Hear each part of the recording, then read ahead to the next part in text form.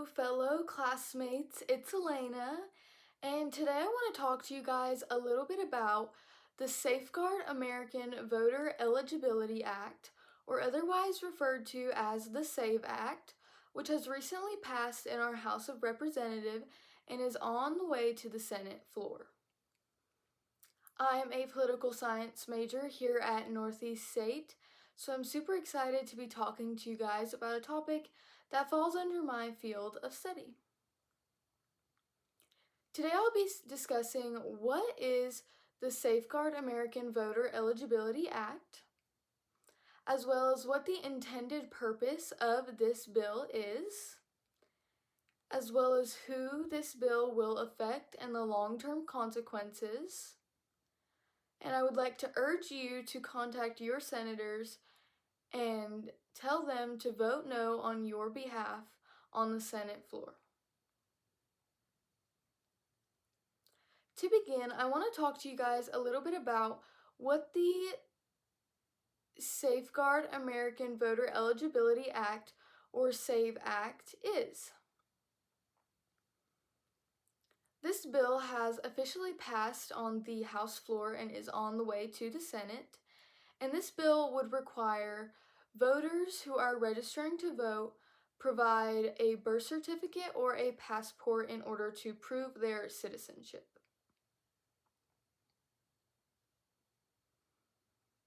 Thus, this bill will disenfranchise millions of voters who do not have access to these documents and will interfere with the fundamental democratic process that is voting.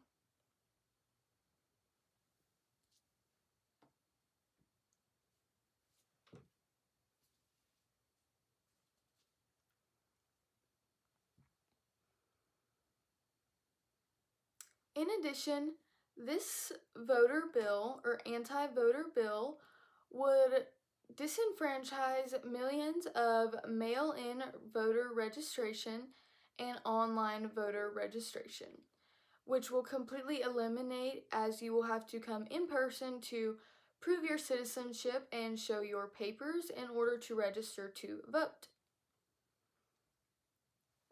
Moving on, I would like to talk about what the intended purpose of the SAVE Act is. The intended purpose of the SAVE Act is to prevent voter frauds in our elections here in the United States. The current administration believes that non-citizens are voting in our elections here in the U.S. Although studies in Iowa, Louisiana, and Nevada have shown that voter fraud and non-citizen voting is extremely rare. And not only is it extremely rare, it is illegal, and most states have many precautionary measures to prevent non-citizen voters from registering to vote and voting in our elections. For example, in Utah, the top election officials went through voter data for the state and found that only one non-citizen was registered to vote and 0 non-citizens had voted in the past elections. And I've gotten this information from What You Need to Know, or The Anti-Voter Bill Must Be Stopped by Michael Waldman and Emily Whiteman. Now I would like to discuss who this bill affects and what are the long-term consequences of this bill. This bill will primarily affect people of color, married individuals, elderly, and low-income individuals. Married individuals will have to jump through excessive hoops in order to prove their citizenship due to the fact that they have changed their last name and their ID no longer matches their birth certificate and/or passport.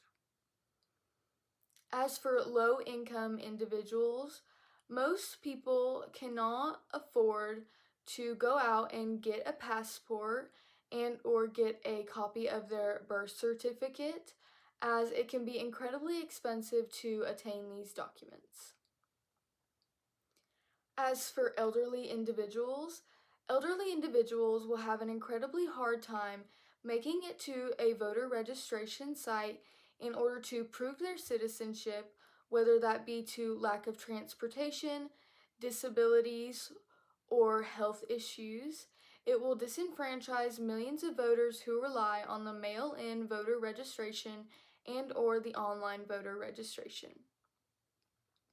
This will prevent many Americans from participating in the democratic process that is voting.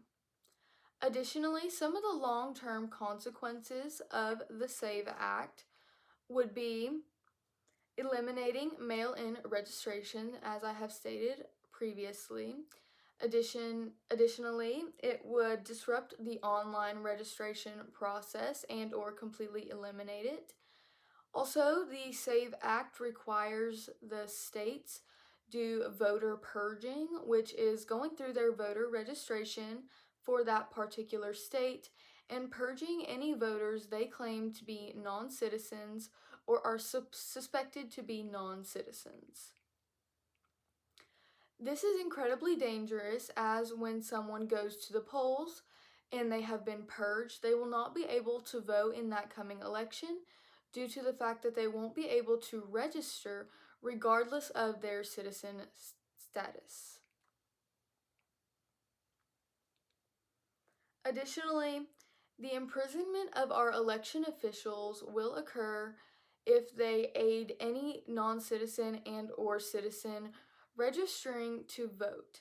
They can face up to 5 to 10 years in jail for doing their job without the proper documentation as ruled in the SAVE Act. Additionally, this will create the federal government strong-arming states into sharing your personal sensitive voter data with the federal government, which is incredibly dangerous in the current political climate. And I got that information from What You Need to Know About the SAVE Act.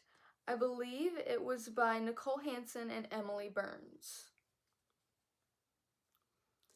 I am encouraging you now to talk to your Senate officials. You can call, send them an email, a letter, and urge them to vote no to the SAVE Act on your behalf.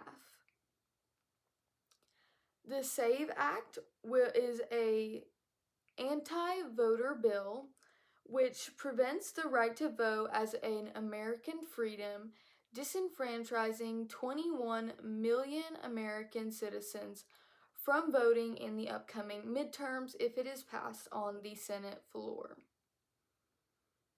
It is an attempt to silence voters by imposing unnecessary barriers, making participating in this fundamental democratic process more difficult than it has ever been. Thus, I'm encouraging you, if you live in Tennessee and or in another state, to contact your senator. For Tennessee, that's going to be Bill Hagerty and Marsha Blackburn, and urge them to vote no to the SAVE Act on your behalf.